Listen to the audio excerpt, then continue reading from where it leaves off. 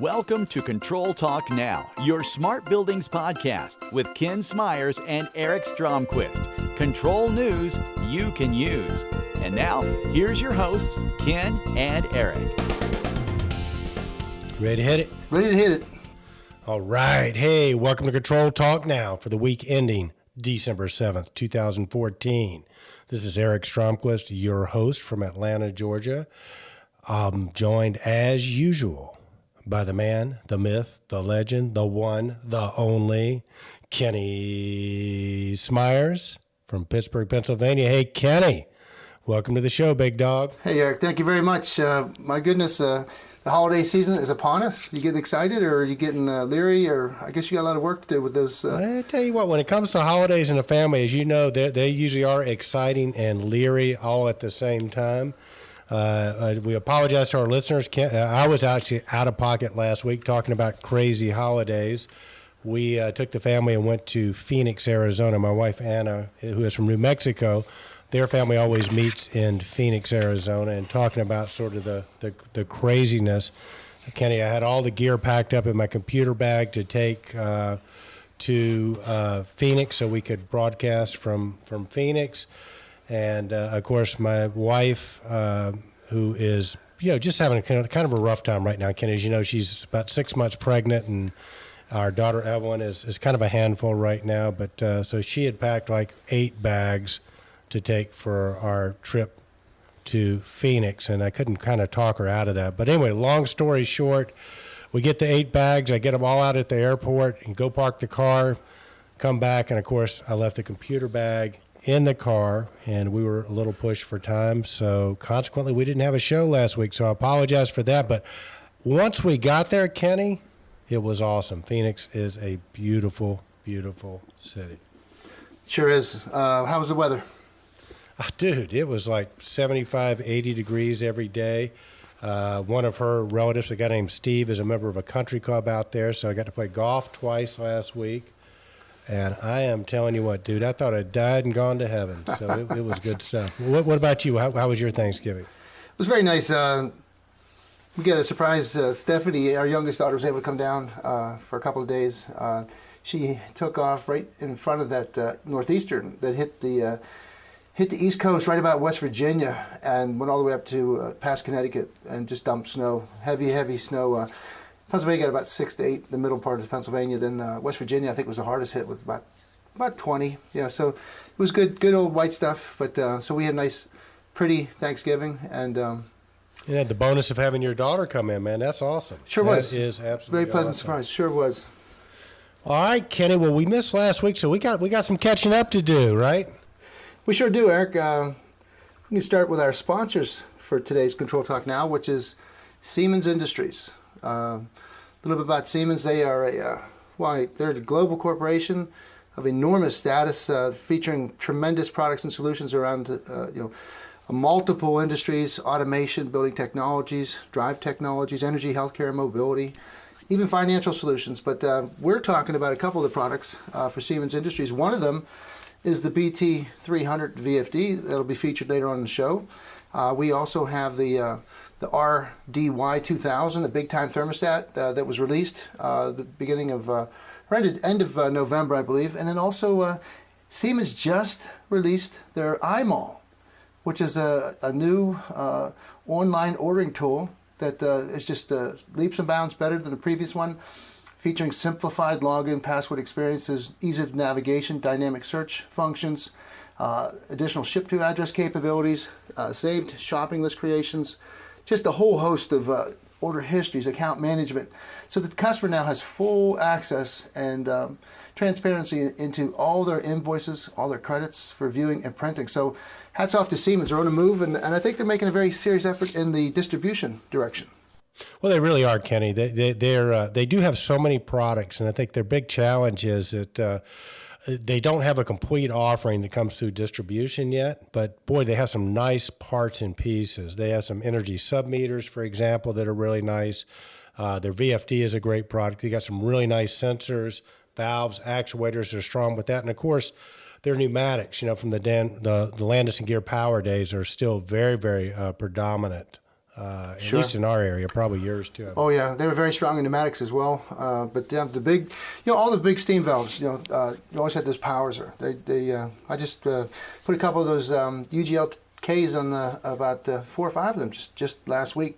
So the valves are still in great shape, but they want to transition from a pneumatic operator to a 2 to 10 or 0 to 10 volts DC actuator, and those things are still ready to go for another 10, 15 years. It would appear. Well, I tell you what, I am going to thank everybody at Siemens in English. They came on as a platinum sponsor this year for the first time, so we want to thank everybody from Siemens with that. Kenny, I'm looking at the stats. We're getting more and more listeners from Germany.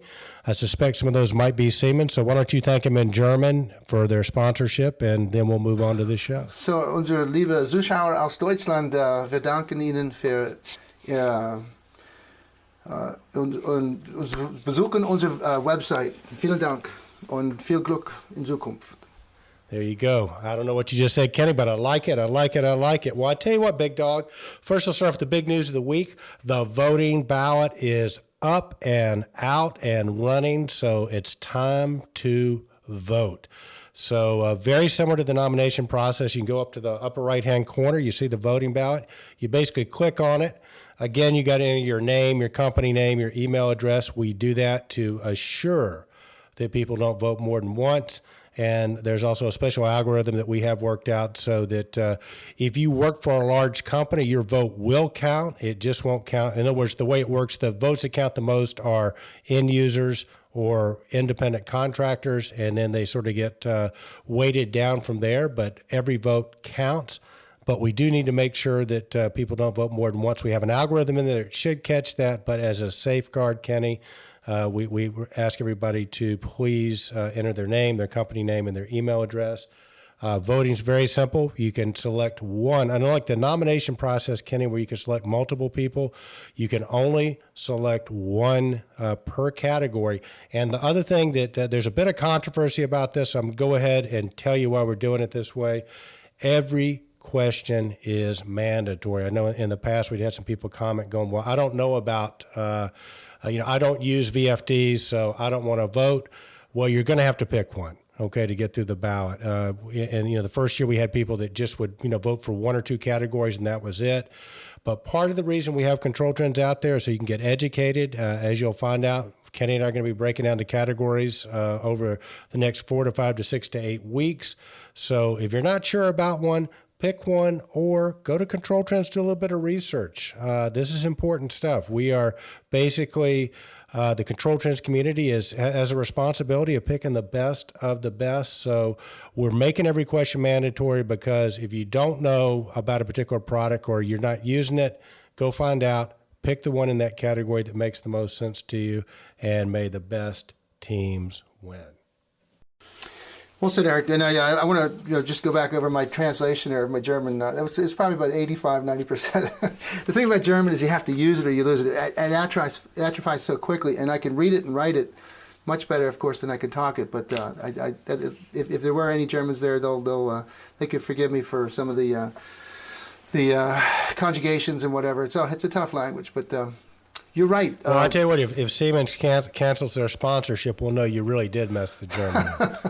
Well, listen, I don't think they will, and I think we gave them a good plug because we really mean it. I do see tremendous efforts on their part to get reinvigorated in the two-step distribution channel with, like you said, they have a tremendous commercial components product portfolio, and particularly the VFDs. And we're going to cover we are going to cover the VFDs in depth today, so we'll go ahead and gloss over that right now. And then last, according to my last glances at the website, the Control Trends website, you put up a control business basically indicator, barometer. Yeah, the control barometer for 2015. And I'll tell you what, I think that is one of the most inspiring, coolest things you've done, and Control Trends has done in a while. I mean, we have 53% of the people have voted that they see their control business to increase by 10% or more. And then a total of 23% say that their business will increase between 1 and 10%. So you have a fairly optimistic crew out there of about 76% of the people that took time to fill out the survey believe that their business is getting better, while we had 6% think it's going to be flat and 18% say it's going to be down 1% or up to including greater than 10. So we got some pessimists out there, maybe about 18%, but the vast majority of the control trends communities think their business is improving. So I think it's a good indicator for all the control vendors that pay attention to the site. And now's the time to really push your new products, get the communities involved, and sell more controls. Yeah, I agree, Kenny. And I tell you the thing about this, so we're going to keep this survey up probably through the middle to end of January. So please, you don't have to sign up to do anything with this. It's basically you just click one of the 5 choices there. You can tweet this, so we encourage you to take it, tweet it out to your network. You can share it on Facebook. You can share it on LinkedIn. But yeah, pass this out to your community. I think it is a really good opportunity for us to all get another data point on at least what the control trends community is thinking about 2015 from an economic standpoint. So yeah, that's good stuff. For all the people that have participated, thanks so much. But yeah, again, send that out to your networks, and let's see what then. But the early indications are good, Kenny. They're really, really good. Yeah, I think it's like I say, a lot of it you catch the momentum. It's like getting a critical mass, and it starts to draw in more and more favorable opinions, and a lot of what we do and say is willed into being. If you feel good about something, and things work out better. I think it just is a general philosophy, and mostly in our industry, when people see things are happening and they know that they've got competent partners and that they get a return on investment. I think it just really, really rolls all together into a nice momentum cycle, and I'm looking forward to it because I think we've been in a funk for quite a while now. Yeah, no, I think you're right, Kenny. It's good stuff. Hopefully it's not just pent-up demand from I think it's past the pent-up demand theory that the reason things were good the last couple of years was we had so many bad years, there was a lot of demand. I think there's more to it than that. You've talked a lot about, the United States and their initiative to get greener and more energy efficient, and I think that's going to spill over into 2015 as well. And then, Kenny, I guess let's shift gears a little bit. Let's give everybody a little bit an update on what we're seeing with the Control Trends Awards. I'll start off by saying that it looks like we are going to have a full house. I think we got 1 or 2 sponsorship places left, and part of the reason we can't have more sponsors is the sponsors are the ones that are getting the tickets to give out, and we're going to have a full house, Kenny. I think we're going to legitimately probably have to turn some people away this year. So what I would say is, if you're interested in going to the awards, reach out to some of our sponsors. We mention them on the show every week. We have banner ads, on the side so you can see who they are if you don't already. Secure your tickets now. We hope to have some individual tickets available for sale. But Kenny, we it looks like the room is going to be packed. It's going to be a spectacular show. I'll let you talk a little bit about some of the things we're thinking about there. But the message I want to get to everybody right now is, hey, get your tickets. Talk to the sponsors. Tell them you want to go. Lock your tickets in now because I think we're going to be sold out this year. We were sold out last year. It was just the weather. People weren't able to show up or get into town. But this year there's been a lot more interest. Quite right, Eric. What happens is you're just limited by physical space and the number of people allowed in a certain area at a certain time. So you have maximum capacities, and then what we have to do is we have a stage area. We have some neat things and we have some props. We have step and repeat. We have a red carpet area. So they all take up real estate on that footprint that we're using in the Prairie Ballroom. But just to give a quick review of the sponsors, I'm just going to shotgun them and just spit them off. We have Honeywell, Johnson Controls, Siemens Industry, Link Spring, EasyIO, DG Logics, Belimo Controls, Vicon, Contemporary Controls, International Systems of America, or ISA. We have KMC Controls, Neptronic, Delta Controls, J2 Innovations, ACI, Energy Systems Technologies, or EST. We have Schneider Electric / Viconics, Thermocon, Functional Devices, Project Haystack, CGNA, Cochrane Supply, and Wattstopper. So and what you're telling these people is that each one of these has a certain amount of tickets that they might have available to give out to the Control Trends community as customers, say, for instance, or as business colleagues or contemporaries. That's one way to get a ticket because we thought we would be able to sell individual tickets if somebody wanted to just come by, because it's going to be so convenient. People are going to hear about the show and all of a sudden try to get into it, and they're going to realize that there's been a whole lot of effort done in advance to prepare, or to have entry and to give people some provisions there, some drinks and some food and some entertainment. So it was all very well orchestrated in advance. So we had to work with a number of tickets and seats we had available and work backwards. Okay. I got an email, some of the questions I got 3 or 4 people asking, are we going to have models again this year? Yes. So the answer to that is yes. Can I have a picture taken with the models? Yes. Can I go home with the models? No. Okay, there we go. So those are the most prevailing questions we have right now. All right, we're going to jump into our very first post of the. Let's do. Okay. There's a a few of them. The first one, as we mentioned, there will be several Siemens products mentioned during this Control Talk Now. The first one is the RDY 2000. It's a nice post by Stacy from Stromquist and Company, a big-time thermostat for small businesses. And this is a very interesting thermostat because now you got Siemens coming into the commercial business, or commercial thermostat in a big way. The RDY 2000 controls more than just temperature. It has ventilation, economizer, and humidification interfaces. It's an economic way to solve the needs of small business customers, particularly like the coffee shops, machine shops, your light commercial building solution types. And then, so it comes with a whole bunch of features, and they're going to keep getting better on this. I know from the our Siemens rep, Seth Wald. He said that they're looking at making us a communication stat in the future, but it's just perfect for a lot of the commercial HVAC equipment applications for dehumidification, humidification, indoor air quality with the CO2 sensor, and to maximize the energy savings with an interface to the economizer controls. Yeah, it's another good-looking. Kenny, I tell you what, they really design nice-looking sensors and stats. So it's a good-looking stat, and I think it's a platform they will build off of.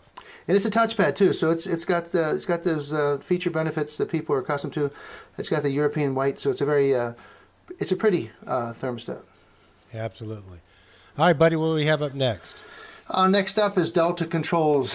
Delta Controls is poised to do very, very well at the 2014 Control Trends Awards. We got a chance to meet up with a couple of the folks from Delta at the Realcomm, IBCOM show in Las Vegas. And one of the guys was a gentleman named, he was from Copper Tree. I'm trying to remember his name here. Let me see where it pops up. Might have to come back to that. But the Copper Tree folks, it's a part of the Delta Controls. And we learned that Delta Controls is an amazing company. They have just a great history. They're the largest privately owned control company in the world, I believe. And then they have just an amazing network of people. They don't come through our neck of the woods or our two-step distribution channels, but they do have a tremendous base, and they're very, very popular, and they did very well in the voting. No, they did, Kenny. Very impressive. And Delta, is a new player to the Control Trends Awards. I got to tell you, they've been very active. Una DeBoer, who we met, was our contact. She kind of found us at Ibicon Realcomm and wanted to know what the heck we were doing. And we told her, and next thing we know, Delta is into this in a big way.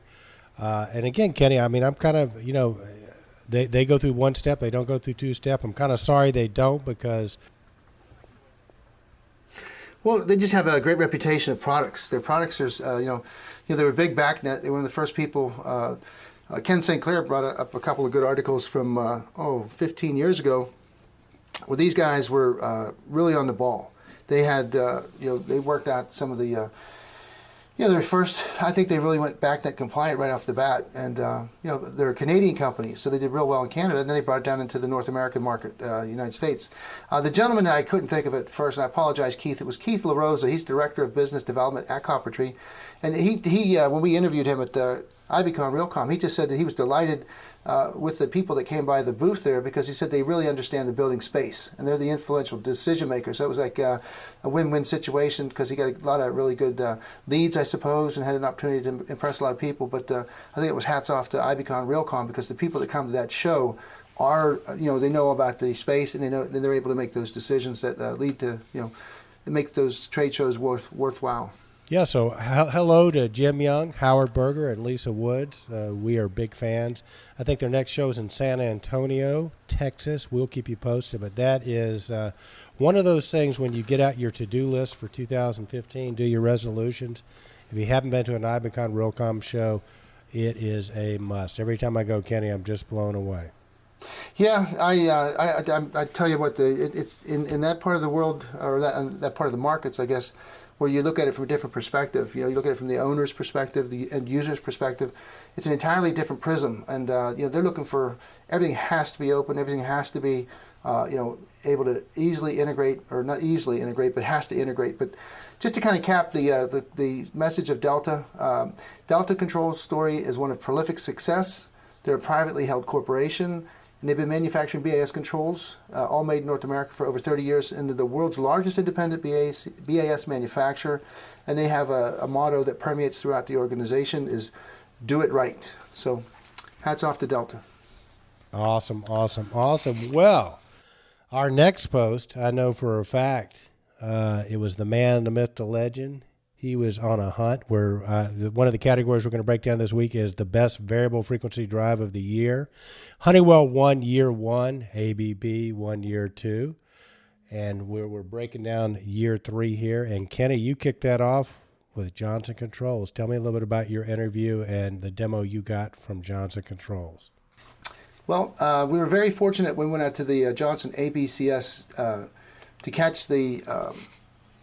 catch them in full swing. They were releasing their complete line of VFDs, and just every one of these VFD manufacturers has a great message and has a great style. They all do pretty much the same thing, but they do it differently, and they have different interfaces, and they have different product platforms. In other words, Johnson's variable frequency drive has probably the greatest, or one of the greatest, ranges from small to large. Has the bypass, has all the bells and whistles, and then you can really break it down to the simple drive. So if you just want to drive and you just want to do a simple fan or pump application, you don't need any bells and whistles. You can scale things down and get very competitive.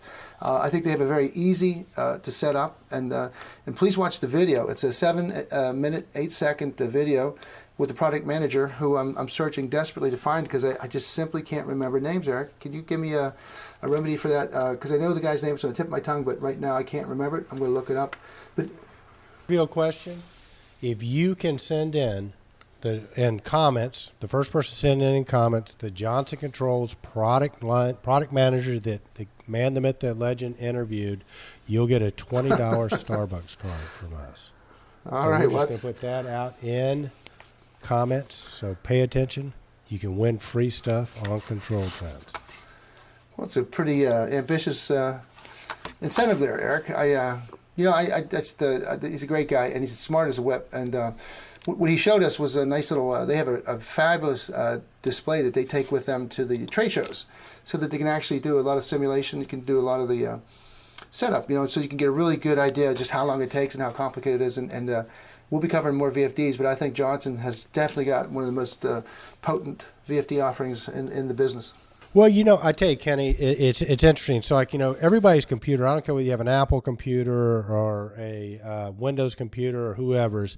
I mean, you got an Intel or an AMD chip in there. I mean, but most of them have Intel chips in it, right? And if you look at most of the major VFDs, I wouldn't call it a chip, but you could call it something like a Vacon or something like that if you wanted to. Those in the know what I'm talking about. Those who don't, it doesn't matter. So I think what a lot of these guys do is they're sort of taking those chips and they're putting for lack of a better term, they're putting the interfaces on top of it. And Johnson has their interface, Honeywell has theirs, Siemens has theirs. And those interfaces will include things like the touchscreen. They'll include things like wizards to make them easier to use, different configuration stuff. So it's like they're taking this basic drive technology and then they're differentiating off of it. Now, one of the things that really impressed me about the Johnson, Kenny, in addition to the easy user interface, was I think Johnson is really dialed in with the bypass. Their bypass solution is very, very elegant, very price competitive. If you look at VFDs, there's a big game that goes on with the bypasses. In other words, all the drives are very similar in price. The people that are really good at specmanship, will specify the drives.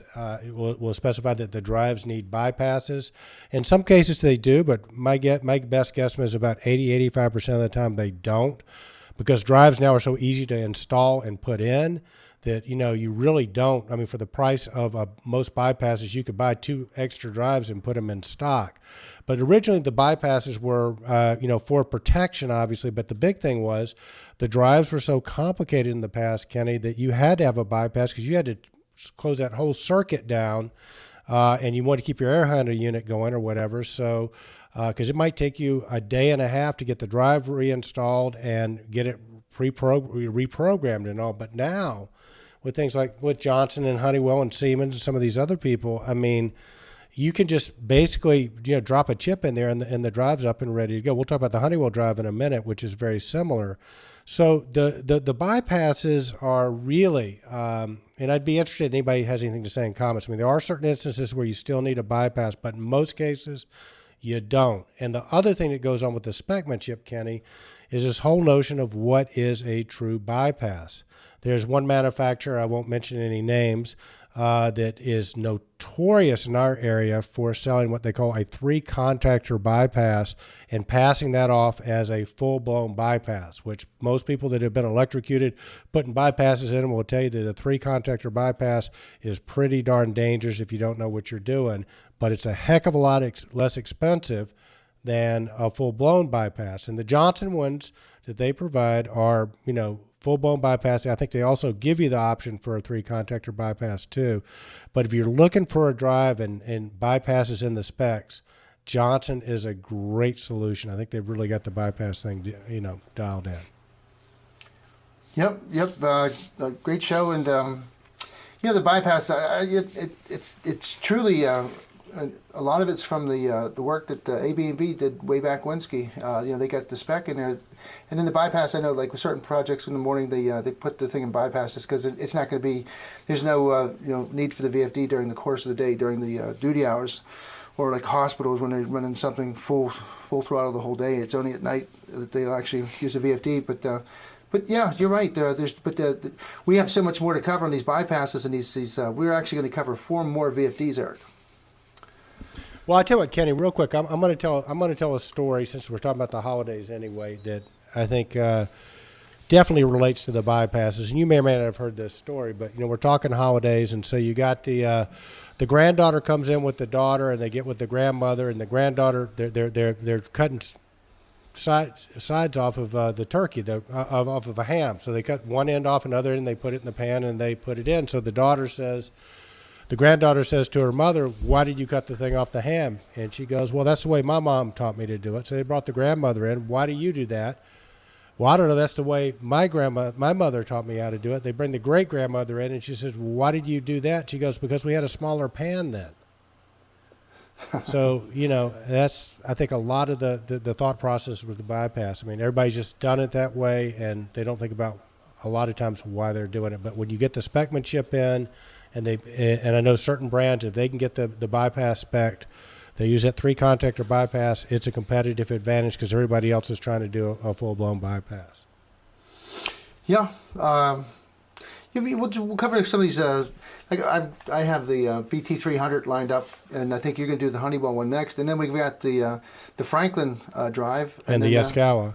And so we got the Yaskawa. So, I mean, we're going to see how each and every VFD manufacturer has a particular way to skin that cat, or yep. Some of them are pretty close, but they all seem to make a unique, attempt to be unique and different, and that's it's one of the areas that you can do that. Electronic bypasses, 2-contactor, 3-contactor, and so even Tico Westinghouse used to have a good explanation about bypasses and when to use them and when not to, and how many times they're written into a spec and they're never used.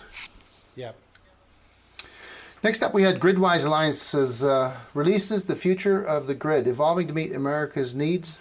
Again, people, I don't know if they're getting tired of these posts or not, but to me, it's a very silent but steady effort that without much pomp and circumstance, the prodigious efforts and visions of over 400 industry stakeholders are now available, and because they're available for review and execution because the American Smart Grid 2030 plan has been released. So on December 3rd, 2014, the U.S. Department of Energy of Electricity and Energy Reliability, in partnership with the Gridwise Alliance, facilitated the future of the grid evolving to meet America's needs. Now, this is a document that's it's gigantic and it's amazingly detailed. And it summarizes all those things we talked about throughout probably the last year and a half, maybe 2 years, because it involved a multiple stakeholder. It took over 1 year for them to write this and complete it. And they hosted national summits, workshops throughout the country that included utility regulators, state government officials, energy providers, suppliers, manufacturers, industry innovators, people that were going to make products for the smart grid. And now it's done. The document's ready. You can go on Control Trends. You can download the final report. Again, it's an amazing document because it's so detailed. But basically, the American electric system hasn't been upgraded or substantially changed in 100 years. So now the new technologies and advancing and provide new grid capabilities. Prices for clean energy sources are becoming more affordable, and the digital economy is even more dependent on electricity. And consumers are demanding fewer outages and faster response times when outages do occur. And not to mention, the impact on the economy, national security. We don't realize how dependent we are on reliable, safe, abundant, affordable, and secure electricity. And this document is now available for anybody that's going into the business or wants to understand a little bit more about it. It's come to Control Trends, hit the hot button, and get the report. Sounds great, Kenny. Sounds great. Okay. Oh, I got an update too, because remember we talked about the smart meters? Well, part B is that we just got notified that they're exchanging our electric meter this week coming up. And it says, they're starting on it. So next week we'll be installing smart meters on homes and businesses in your area. This is from our Penn Power, Penn Electric, MedEd, and West Penn Power, all First Energy corporations or divisions are owned by First Energy Corporation. But so there we go. This is just tied in where we're talking about the macro with this big plan and the book being written and published and ready for review. The micro is I got my notice that my smart meter is going to be put in. My wireless smart meter will be put in possibly as early as next week. Oh my goodness, Kenny Smyers, man. Well, when you start growing a third year, we'll know that's a little more dangerous than they're letting on to. Eric. No, I think again we can talk about it until we're blue in the face, but like I say, it's a done deal. All right, Eric. Well, speaking about cool stuff, tell us about our next guest at Control Talk Now. All right, Kenny. Our next guest is the one, the only Scott Cochran from Cochran Supply up in Detroit. Hey, for our Control Trends listeners out there, we talk about Scotty a lot.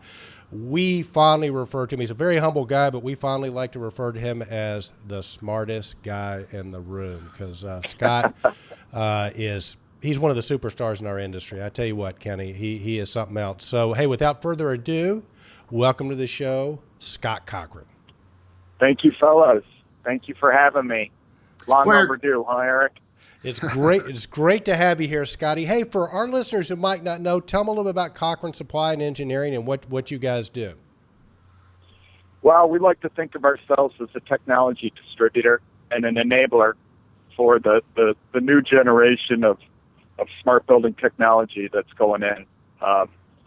We now distribute in Ohio, Kentucky, and Michigan, and we carry product lines from Tritium, Honeywell, Johnson Controls, Siemens, and Schneider.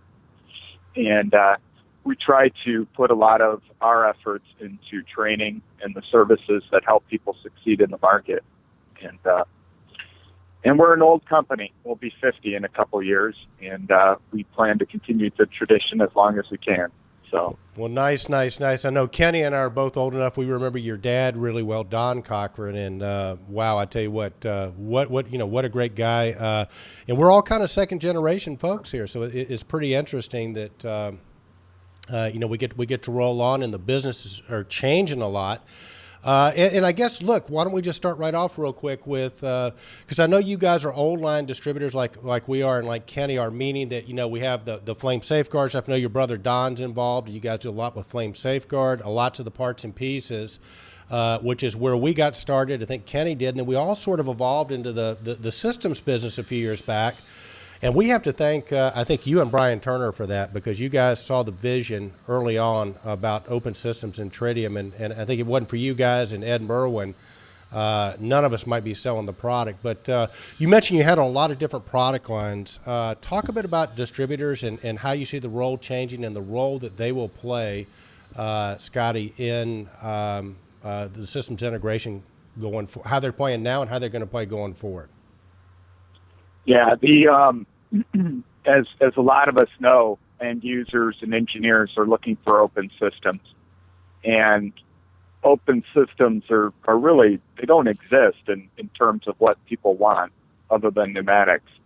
But what distribution has done has allowed end users and engineers choice in products that they didn't have before. And so one of the roles of distribution going forward is to keep products open so that numerous companies can buy it and provide services to the end users in the building.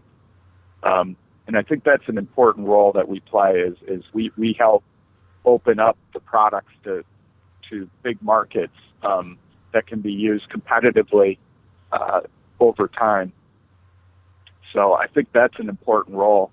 I also think that training is an important role of distribution, because manufacturers spend the time building the products and trying to bring them to market. And of course, the contractors spend their time trying to put them in and make them work correctly. There's a need for more training because both those parties typically are too busy to do it. And so the distributors really are a good place to do that. And they can focus on that, and they can bring training to the location, so they can bring training to where the people are instead of having people fly to all these locations to get the training they need to do their work. So I think that's another important role of distributors going forward. And then, of course, with these open systems, the choice to the contractor. As times go, as integrators are able to use different products and bring it together in the same platform, they oftentimes want to pick products that are best for the application. And so the distributors are that they bring that choice factor to the contractors so that they can pick what products they want. They don't have to pick the same brand every time like they would if they were part of a channel program. No, really well said, Kenny. I mean, Scotty, and one of the terms that Kenny came up with, because we talk a lot about the distributor and their importance in the chain, and you hit on it with training is a big piece. You actually have 2 full-time Tritium trainers on staff at your location, which is amazing. But Kenny coined the term pivot point, Scotty, and what he's saying is the technologies are changing so rapidly. And then, like you said, the best of breed. So in other words, I think that the old advantage of being a single brand or whatever, I think that has been diminished, because no matter how good any of these companies are, the technology is changing so rapidly that we almost see like cycles where today Honeywell might be on the top of the heap, and then they might their technology might wane as somebody else, like maybe Johnson or anybody else, could be coming up.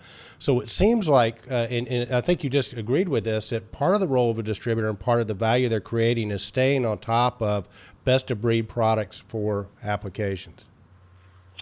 Absolutely, and letting and giving the contractor that choice to decide what they want to use for the application. Applications are open in the terms of how you can apply technology to it, and so one person may apply technology differently than another and give different results, but we want to endorse that behavior in the marketplace so that people can use their creativity with the technology to provide services that no one has before. And typically those are the magic ones that really help these contractors get going some of their accounts. So we really like to foster that type of creativity and let them decide, right? It's their job. They can decide, here's some options to review, and you pick what you think's best, right? So. Yeah, absolutely. Hey, Scott, speaking on top, staying on top of trends and some of the important work that distributors do now for the market. Tell us about what's going on down there in Richmond. We know you've been there a few times. What's going on with Niagara 4 and AX? Well, Niagara 4 is definitely on pace to come out early next year. And there's no indication that says that that's not going to happen. It looks really good. Recently, the product was released for beta, and I'm pretty sure the Tritium folks had an overwhelming response to that. And there's a lot of interest out there for Niagara 4.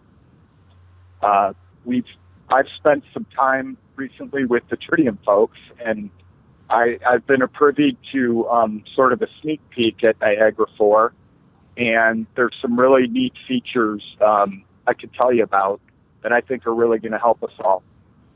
Awesome. Niagara 4, I think the one thing that we're all going to see when we start using it is it's better from the standpoint of just frankly usability in general. Both from the user experience and from the programming experience.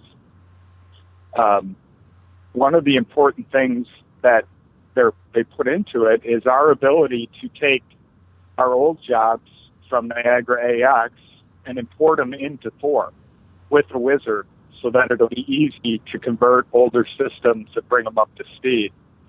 Right. And the nice thing too about it is because we're able to update them and bring them into the new 4, some of the new features in 4 include the ability to create HTML5 graphics. Right. So a lot of our integrators are suffering with the Java applet issue, and HTML5 is a good way of alleviating that problem by changing the graphics from using Java applets to being all HTML5 based. You don't have those issues like you do with the applet. And what that does is that allows us to cost effectively now bring our systems forward within our owners' IT infrastructures so that we can meet their demands of running on their current browsers, which will really help a lot of us with a lot of these big jobs where we have these newer browsers that unfortunately do not support Java applets. So that's a big deal, and that'll really help, and it'll allow guys to use all their old graphics and still maintain it and bring it up to speed. Another feature, too, that I think is going to really change things is the tagging. We hear a lot about analytics, and if you talk to anybody in the analytics realm, they'll tell you that the key to it is tagging the data, and they added the ability in Niagara 4 to import tagging dictionaries. So if you want to use Haystack as a tagging standard for your data model, you can import it as a dictionary and start using it.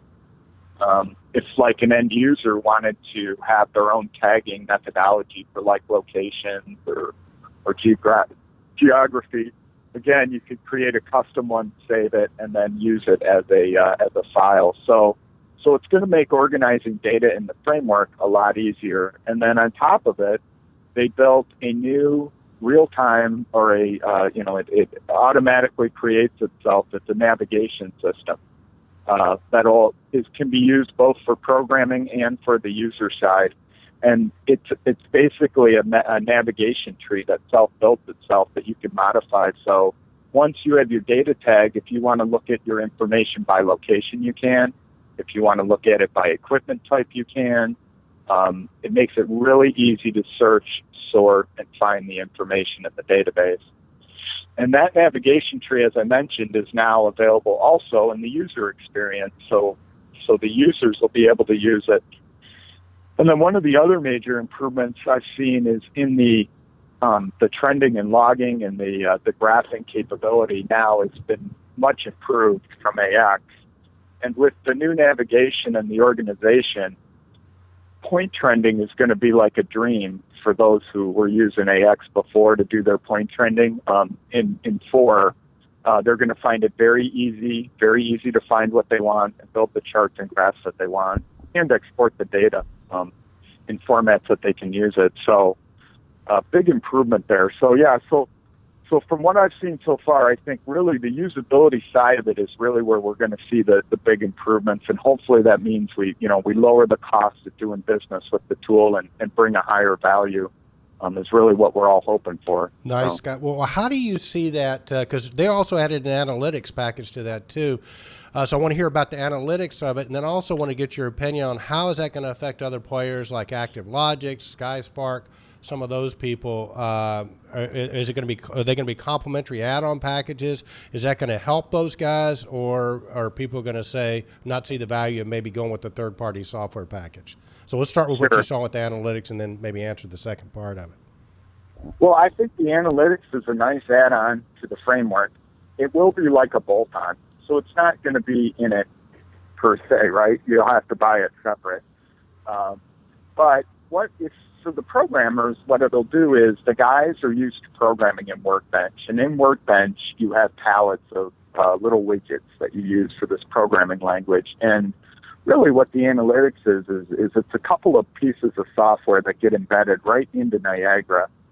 It does have an analytic engine, which you don't see. It just gets buried in the software. But then it does create a palette of objects that are analytic objects that you can create your own analytics with, like if, then type stuff, statements, things of that nature. And then on top of it, they have a whole library of pre-built analytic algorithms that you can choose from that basically have them all pre-wired in a wire sheet, so you can look at how they're put together. You can modify them and make them the way you want them. And then, of course, they also, all of this is, what's neat about it is it all goes back into Niagara in the terms of like the data coming out of the analytics. So what it allows you to do is to run analytics in real time, say, on a sequence of operation and affect its performance right then and there, all within the same software, which is pretty cool. So I think some of these integrators are going to have some fun with that once they start using it. And because it's a part of the Workbench tool already, I think it'll be really easy for people who understand analytics to use the tool. I will say this, though, in looking at the tool, analytics is a complicated business, period. And it's important to have an understanding and a need for it before you embark on it, because you can get in the weeds really quick with it. And people could spend a lot of time programming with it and not get anywhere. So a little bit of danger type thing. But, you know, if you're focused and you understand what you're doing with your analytics, I think it's going to be a real powerful tool and very cost effective because it runs within the framework. So, do you think that the impact's going to be that people aren't going to look for the J2 Innovation Fin Builder as much, and the DG Logic, DG Lux, and perhaps Sky Foundry might have, take a hit? Is it that powerful that it could actually impact and redirect a lot of market? Yes, I think it will impact their business. I'll speak to it. It's opinion, so I can speak to it. A lot of the reasons why they built that software originally was because it wasn't in Niagara. And now that it is in Niagara, it's hard to think that most people won't want to use the same software to do all of what they're doing. Now, Sky Foundry, Sky Spark versus Niagara Analytics it's going to be debatable whether they're the same or equal to, right? And that will be something that the market will have to decide. I personally can't tell you because I'm not that in depth in either, but I can say that in showing the analytics to a couple of folks that are using Sky Spark, they definitely were interested in learning more about the Niagara Analytics. So I'm not sure what that will, what will happen there. The guys like DG Logix and Fin Builder, their graphic tools will remain market viable, but with the new tools that Niagara has built in, the usability part of it, there probably will be I guess, more of a separation where you'll see some people will become, will be doing jobs with DG without Tritium. You'll see more of that, I think, and I think you'll see more people doing Fin jobs without Tritium as well, kind of separating the market a little bit is what I anticipate, because, again, with a lot of the stuff built into 4, it's going to be hard for guys to want to bounce around between platforms when you can do it in one tool. So that's kind of my guess at it. Of course, the market will decide this, but we'll see. But I do think all the product, all the software products out there will remain viable. It's just a matter of how they'll be implemented, I think, is what you'll see as the big change. So Scott Cochran, what do you get when you get the smartest guy in the room with the man, the myth, the legend, and the guy with the big mouth? You get ControlTalk Now, which is what we're doing. Our guest is Scotty Cochran from Cochran Supply. Scotty, I got some really bad news for you, buddy. Up until 2012, you would have qualified as one of the young guns, one of the young superstars. Now you're just a superstar. So, so as you know, I'm old, Eric? Are you calling me old? Pardon?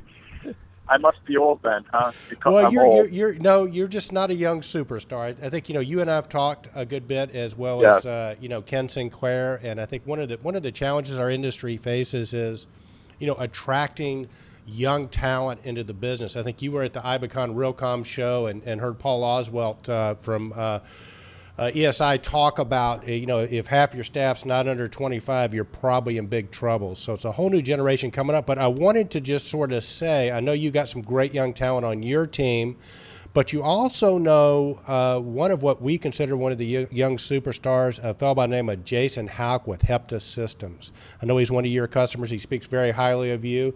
What can you tell us about Jason? Well, I think you picked a great young gun to spotlight first and foremost. Jason is definitely in that class of the people who I'd say get it, and I don't say that about a lot of people, but Jason gets it. Jason is a young man who is involved in a family business, and he has the drive and motivation. And then, of course, most importantly, though, he's got the vision. He sees what the owner is asking for. He listens to the owners, and then he understands technology, and he understands how to deliver it. And those now are like the new traits to me of the superstars, those who can listen and understand what the owners need, and then how to implement the technology to deliver it to them. In a reliable way. And Jason is definitely one of those guys, as somebody who calls on him in the professional world, I enjoy, because every time I call on him, I get to learn something new, because Jason is always playing with the latest and greatest stuff. So, and he's always happy to share his experiences with me, and as I do with him. So it always makes for a great lunch or a great dinner or any time we get together. So. Well, absolutely, Scotty. And you're going to be seeing him, as well as our Control Trends community, at the 2014 Control Trends Awards in Chicago. I know you're going to be there. And as a matter of fact, Scotty, on behalf of Kenny and myself and everybody at Control Trends, you guys came on as a sponsor this year. I can't tell you how much for your second year in a row. We really appreciate it. It's guys like you with the vision that help support this and allow us to have the Control Trends Award. So thank you for that. Yep. Well, thank you guys for continuing this, to continue to get the word out. I tell you, I've told you this before. I don't know if I've told Kenny, but it was such a thrill when I'm at one of my counters in Detroit, and one of the technicians comes up and he says, "Hey, I heard your name on the talk show the other day." And I said, "What? What talk show?" And they say, "Control Trends." And I just want to let you guys know that there's a lot of people out there. You're getting a lot of reach, and I'm proud of you guys, and I think it's great what you're doing. So, thank you very much. Yep. Scotty, can't tell you how much we appreciate it. And hey, listen, we're hoping maybe we can make this a regular thing with you. Maybe have you come on about once a month, and we'll do it with the podcast format. But I know how busy you stay, so I can't tell you how much we appreciate your time, and boy, do we appreciate your wisdom and your insights and your vision, Scotty. I mean, you're truly, I was kidding about the young superstars. You've just gotten way too good to be a young superstar. Now you're just a friggin' superstar, buddy. Oh, you're too much. You guys too. Thank you, guys. All right, Kenny, anything else before we wrap it up? No, I just, you're right. I got the smartest guy in the room, and also one of the most successful distributors in the country. Yeah, Scotty, how do people get hold of you? What's your guys' website? Our website is www.cottonsupply.com. And Scotty's main office is up in Detroit, Michigan, Madison Heights. Yes, I am. Very successful business there. So, hey, Scotty, we'll see you at the Control Trends Awards. Again, thanks for taking time to speak with us today, and keep on keeping on, brother. You too, guys. Thank you, and I will see you at the Control Trends Awards. Can't wait. All right, buddy. Thanks, Scotty. Scotty. See ya. Appreciate it. Well, Eric, that sure is great stuff. I'll tell you, talk about a guy that can do it all. Scott Cochran is one of the most impressive young men I've met, and I think he's a leader in our industry, and he's got a big future. Oh, I agree. We're fortunate to know him, Kenny, and it's going to be great if we can get him to come on the show about once a month.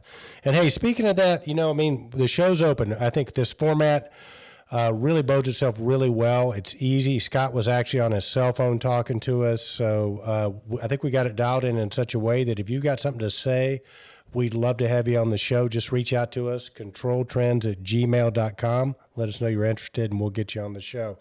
And so, Kenny, what do we have up next, big dog? Oh, Eric, next up is one of the best videos I thought we did in quite a while. The Honeywell Smart Variable Frequency Drive shows up big for the 2014 Control Trends Awards VFD competition. And why don't you tell us about the smart meters? You said in 2012 they won the award. And I know. Well, they did. I think Honeywell's messages, and this is me making this up. Nobody from Honeywell has said this. Okay, so let me just say this is in my mind. I imagine Honeywell is thinking to ABB, we want our trophy back. So Honeywell's back in the hunt for the variable frequency drive of the year. Very similar to the Johnson drive, they really focused on, Kenny, on having a very, very easy to use interface and setup. As a matter of fact, in this video, you're watching a setup of a VFD in 36 seconds. We put the timer on them. But I think where Honeywell really is focusing on lowest cost of installation in addition to having a competitively priced drive. So great product. I mean, obviously they've won once. They're back in the hunt again. And really you'll see in the video how they're really sort of dialed into ease of installation, lowest installation cost. And like it, Kenny. I like the Honeywell drive a lot. We sell a bunch of them. And I think if Honeywell had a weakness, I think it would just be the bypass. I mean, they have, their bypass solution to me, again, my opinion, is not quite as elegant as some of the others, but we've been able to provide third-party bypass solutions in conjunction with the Honeywell drive and offer the best of all worlds.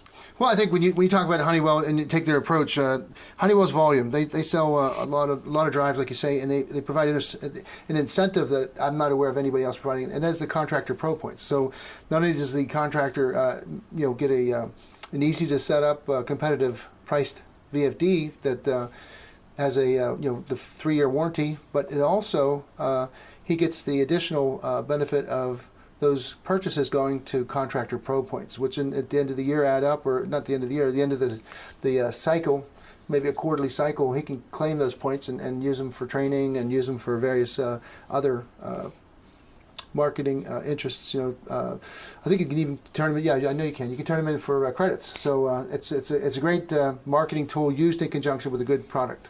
Yeah, good stuff, Kenny. Good stuff. All right, buddy. What do we have up next?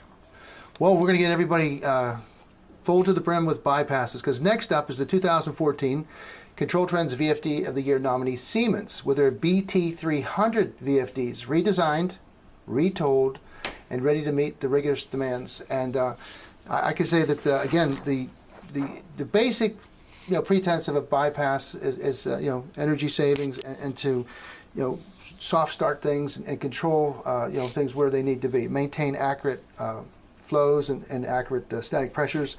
But Siemens really has some neat features. They have one of the more advanced keypad and startup wizards, multi-line graphics and displays. They have a real-time clock and sleep mode functions. They have an onboard kWh meter that can do the consumption and allows you to calculate consumption calculations, and you can actually calculate your actual energy savings. So it's integrated. The kWh meter is integrated via the keypad, and it's the energy efficient, so it does state-of-the-art power, electronics, and innovative transistor technology ensures maximum energy efficiencies, power capacitors for rapid startup, no capacitor conditioning required, unlimited shelf life, and out-of-the-box installation, simplistic out-of-the-box installations, smaller footprints. And a couple of things that I liked was their fire mode. In case of an emergency or fire, the BT300 overrides the self-protection and the motor protection and diagnostic. It keeps smoke exhaust fans functioning. Basically, this thing will run until it's consumed by the fire itself. Sometimes, the VFDs, the ambient limits they have or whatever, they'll lock out to protect themselves or to protect the load, where the fire mode, if you put it in there, this thing will keep running so it evacuate as much smoke for as long as possible until it's actually consumed by the fire or destroyed by the fire. And then they have a neat little multi-pump fan application. So the BT300, you can control several pumps or fans connected direct on the line in addition to the unit that is speed control. So it eliminates the need for additional controllers. So that's a great product. Very cool product, and that's going to be a really hotly contested competition this year. We'll break down our next one here in a minute, but thanks for that, Kenny. And then, listen, looks like was Uncle Jesse busy again last week with solenoid valves, or what's going on here? This is actually a post from Chuck Stevens. Chuck is we're fortunate to have one of the best solenoid experts in the country in our backyard. He is a good golfer too. I wonder why is that? No, just kidding. But he loves his business. You talk about a guy that takes something that's pretty, I don't want to say bland, but it's just general purpose and specialty solenoid valves and manifold valves, and he also does components for automation. So he just knows all. He's a basically a heavily engineered person that has put together the common technical terms into an email archive that basically he's used in distributor training for over 15 years, from AC to zero differential.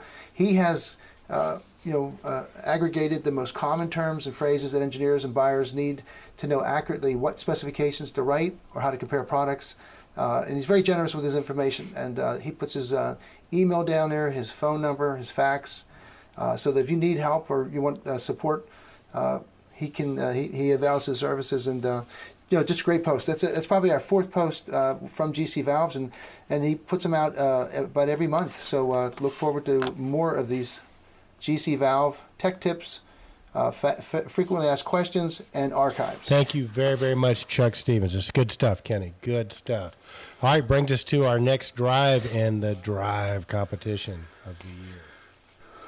All right, Eric. So this is another surprise to me because I've always heard of Cirrus, and basically Cirrus and Franklin are from the same stone now. I'm not sure which one owns which, but they're called Franklin Control Systems Intelligent Motor Controls, and this is their version is the P series. And again, you've got a very specialized approach for optimizing fan and pump operations. And Franklin Controls, I'm sure, sells a lot of these. In fact, I was not aware of how strong they were in the markets. There's probably now about 10 very strong VFD manufacturers, to include Square D, to include Tico Westinghouse.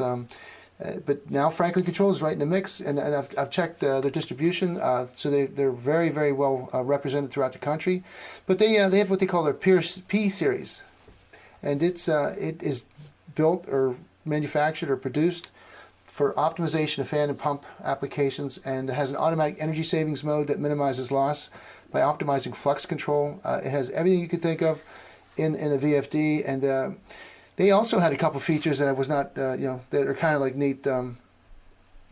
Let's see, they have of course, all the communications. They have the built-in Modbus RTU communication, LawnWorks, BACnet, and Profibus are optional.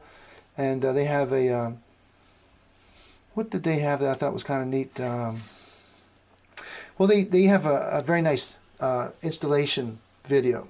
And in that installation video, they talk about using, your line reactors before the VFD and after, and how it requires different wiring. And I think if people would watch that video, they would really be surprised on how easy it is and how they've simplified the setup. So they also have a very easy to use, user-friendly keypad, and they've got some great video support. So they've got a good website, and that's where I was just saying that you have Cirrus Industries. So their website is actually Franklin Control, but it's at www.cirrusindustry, actually CERUSIND.com. So Cirrus, CERUS is probably the mother company, and Franklin Control System must be a subsidiary. So, but the great products and another great, competitive VFD for that category. Well, I know that we're a LinkSpring dealer, and LinkSpring reps them, or we can get those drives through LinkSpring. I hadn't paid much attention to them because we do so much with Johnson and Honeywell. But yeah, it looks like a great drive. We'd love to maybe get somebody from Franklin on the show to talk a little about their drives, which would be great. And speaking about on the show, Kenny, we got one more drive to break down that we actually have a post on, and we got one that is missing in action. So if you know these people and can get them to respond to us, we'd love it. It's ABB, and oddly enough, ABB won last year. We've been reaching out to those guys. We'd like to get them involved in the awards this year. We don't have any information on their drives. I mean, pretty much everybody knows about ABB, but so if you know somebody from ABB, ask them to get hold of Ken and Eric, because we would like to put them up and give them their due so that they can compete again in this year's awards. And that being said, Kenny, let's go to our final post of the week, which is on the Yaskawa drive. Well, yeah, they're also a huge. And some people think they might be the largest drive sellers. They sell more drives in America than anybody does now. So it's just, I guess, where you come from. But they sell half horsepower to 500 horsepower drives. They are the largest global variable frequency drive manufacturer, according to their website, with over 30 years of building automation and HVAC experience. Their variable frequency drives are designed especially for HVAC applications, and they include air handlers, cooling towers, pumps, and they have reduced size with advances in performance that produces the smallest footprint with the.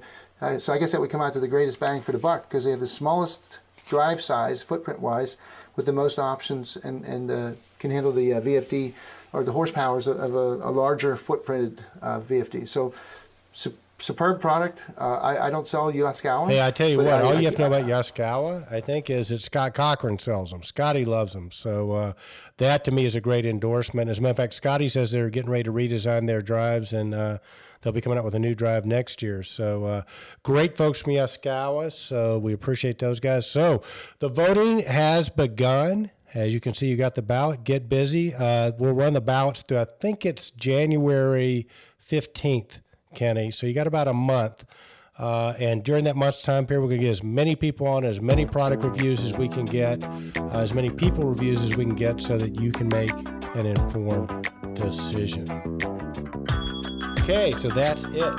Control Talk Now, your smart buildings podcast for the week ending December 7th, 2014. I'm Eric Stromquist. He's Ken Smyers. Have a great week, and remember, stay in control. Indeed, Eric.